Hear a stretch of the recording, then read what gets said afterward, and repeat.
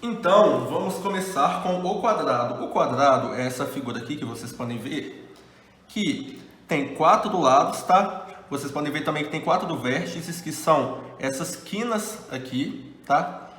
E também a área do quadrado pode ser calculada pela fórmula L ao quadrado, em que L é o lado do quadrado, tá? E outra coisa interessante sobre o quadrado é que ele tem ângulos retos, ok? Ângulos retos são ângulos que medem 90 graus, tá? Temos também, além do quadrado, o retângulo, tá? O retângulo, assim como o quadrado, ele tem 4 lados, ele tem 4 vértices também, tá? E a área do retângulo, ela pode ser calculada pela multiplicação da base vezes a altura, tá? Então, se considerarmos, por exemplo, que cada uma dessas partes aqui do retângulo tem 1 metro quadrado, tá? Então, esse retângulo aqui, ele tem 2 metros quadrados. Então, como que poderíamos calcular isso? Se, por exemplo, temos que esse retângulo aqui é um retângulo de lado 1, de altura 1, um retângulo de altura 1 e base 2, que é dividido em 1 de cada lado, podemos perceber que aqui temos 1 metro quadrado e aqui temos outro metro quadrado. Sendo assim, temos 2 metros quadrados, ok? Pode-se também desenhar um retângulo com mais partições, como por exemplo, ao invés de trabalharmos com metros quadrados, trabalharmos com centímetros quadrados, tá? Podemos perceber dessa forma, então, que um retângulo 4 por 4, ou seja, com 4 centímetros de base e de altura, ele tem 1, 2, 3, 4, 5, 6, 7, 8, 9, 10, 11, 12, 13, 14, 15, 16 centímetros quadrados, que é igual a base vezes a altura do retângulo. Saindo do retângulo, vamos para o triângulo. O triângulo é uma figura que tem 3 lados e ele também tem 3 vértices, como podemos enxergar nas figuras. Existem vários tipos diferentes de triângulos, mas todos eles têm 3 lados. A soma dos ângulos dos triângulos é igual a 180 graus. E a área do triângulo é igual a base vezes a altura sobre 2. Mas por que base vezes a altura sobre 2? Porque todo triângulo pode ser duplicado e ao duplicar qualquer triângulo, ele vai se tornar um retângulo. Então, como a área do retângulo é base vezes altura, a área do triângulo é base vezes altura sobre 2. Saindo do triângulo, vamos para o losango. O losango, ele tem a sua área igual a diagonal maior vezes diagonal menor, tudo isso dividido por 2. Por que que isso acontece? Porque podemos dividir o losango no meio e obter 2 triângulos. E cada um desses triângulos tem a sua altura igual a diagonal maior do triângulo sobre 2. Saindo do losango, podemos ir para o trapézio. E percebemos que o trapézio ele é um pouco diferente das outras figuras, porque ele tem 2 lados paralelos e 2 lados congruentes. Então, podemos fazer assim como fizemos com o retângulo e dividir o trapézio no meio. E assim que fizermos isso, vamos também obter 2 triângulos. Mas, diferente do retângulo, o trapézio não irá gerar dois triângulos de áreas iguais, porque temos uma base maior e uma base menor. Então, a soma da área desses dois triângulos será igual à área do trapézio. Como a área do triângulo é igual a base vezes a altura sobre 2, a área do trapézio vai ser igual a base maior vezes a altura sobre 2, mais a área do triângulo menor, que é base menor vezes altura sobre 2. Porém, o H está presente nesses dois termos. Então, podemos evidenciar o H e obteremos dessa forma H vezes base maior mais base menor, tudo isso dividido por 2. Então, a área do trapézio é igual a base maior mais base menor vezes altura dividido por 2. Agora, vamos aprender o que é o π. Para aprender o que é o π, vamos precisar da ajuda de duas cordas. Pode-se perceber que dentro de um círculo passa várias retas. Pode passar uma reta aqui, outra reta aqui, mas uma delas vai ser a maior reta que passa dentro de um círculo. E essa reta, ela vai passar necessariamente pelo centro do círculo. Bom, a parte de fora do círculo é chamada de perímetro ou de circunferência. Então, pode-se esticar essa circunferência e, ao dividir essa circunferência pelo diâmetro, vamos obter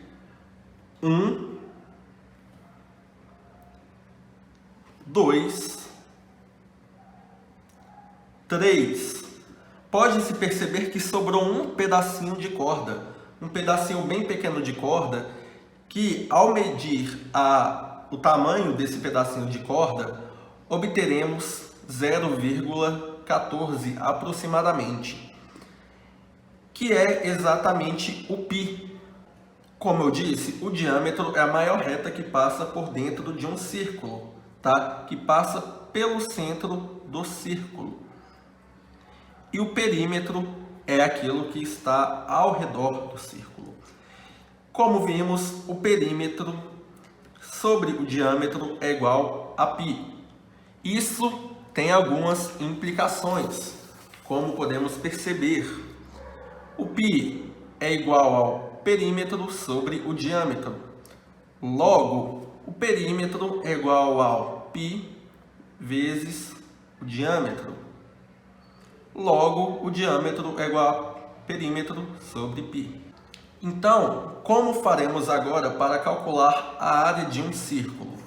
Podemos calcular a área do círculo da seguinte forma. Aqui temos um círculo. Como nós já vimos, a circunferência, que é o perímetro, é igual ao diâmetro vezes π. Aqui, dentro desse círculo, que é uma cordinha enrolada, temos o raio do círculo, que aqui eu pintei de preto. Podemos fazer um experimento para descobrir qual que é a área do círculo.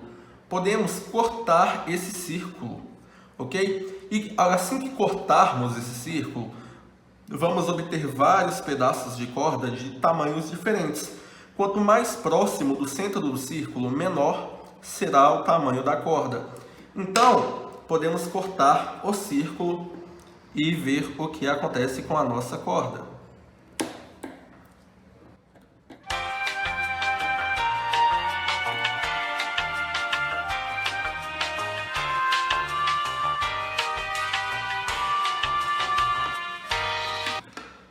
Como vocês podem ver, obteve-se vários pedacinhos da corda. E agora podemos organizar essas cordas em ordem crescente e ver o que acontece.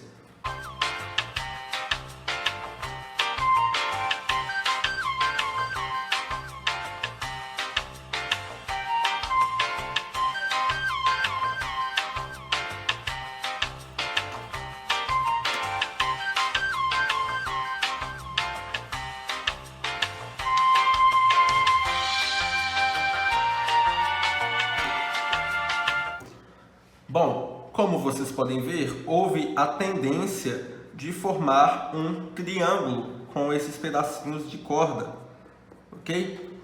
E pode-se ver algumas coisas. Primeiro, a parte que cortamos da corda, que é esta daqui, é exatamente o raio do círculo. Ou seja, cortamos a metade do círculo. Aqui onde cortamos o círculo é exatamente o raio do círculo, ou seja, diâmetro dividido por 2. O raio de um círculo é igual a diâmetro dividido por 2. Vimos também que a maior corda do círculo é igual ao perímetro do círculo. Então, perímetro do círculo é igual a diâmetro vezes π. Como o raio é igual a diâmetro sobre 2, então o perímetro pode ser calculado por 2 vezes raio vezes π. Ou, como muitos costumam dizer, 2π raio. Como obtivemos um triângulo com a mesma área do círculo e a área do triângulo é igual a base vezes altura sobre 2, a base desse círculo é igual a 2 vezes π vezes raio. A altura do triângulo é igual a raio. Então, base vezes altura, que é igual a raio, sobre 2. Essa é a fórmula para calcular a área do círculo. Porém, aqui temos um 2 multiplicado e aqui temos um 2 dividindo. Então, pode-se cortar o 2 com 2. Aqui temos um π vezes raio. Só que raio vezes raio é igual a raio ao quadrado. Então, a fórmula para calcular a área do círculo é igual a π vezes raio ao quadrado. E aqui terminamos a área do círculo. Uma simples folha de papel pode ser utilizada para representar alguma área qualquer de um retângulo qualquer, como vocês podem ver. Mas e agora, se esse retângulo ganhar mais uma dimensão? E se esse retângulo virar um retângulo 3D? Bom, na verdade, ele seria um prisma, ok? Bom, uma folha de papel é simplesmente uma folha de papel, bem fininha, bem plana. Porém, ao colocar uma folha de papel em cima da outra, várias vezes, pode-se obter uma figura muito maior do que simplesmente uma folha de papel. Obtém-se várias folhas de papel, que ganha uma certa profundidade, que é igual à nossa figura 3D. A figura 3D, ela tem uma profundidade. Nesse caso, além da base do retângulo e da altura do retângulo, o retângulo ganha também uma profundidade. E essa profundidade é dada pela repetição de várias vezes a base. Ou seja, além da base e da altura do triângulo, temos também a altura do sólido geométrico. Se fizermos isso com um quadrado, obteremos um cubo, que é igual a um quadrado com profundidade. E a profundidade do quadrado é igual ao tamanho do lado do quadrado. Sendo assim, obtemos um cubo. E como vocês podem ver, muitos de vocês já jogaram dado na vida de vocês. Um cubo, ele tem quantas faces? Um cubo, ele tem apenas 6 faces. Ok? Então, temos aqui todas as faces de um cubo. E como podemos calcular o volume do cubo? O volume do cubo pode ser calculado pela multiplicação da sua base pela sua altura e pela sua profundidade. Só que como o cubo tem todos os lados iguais, tanto a altura quanto a profundidade quanto a largura, então o seu volume é igual ao lado ao cubo.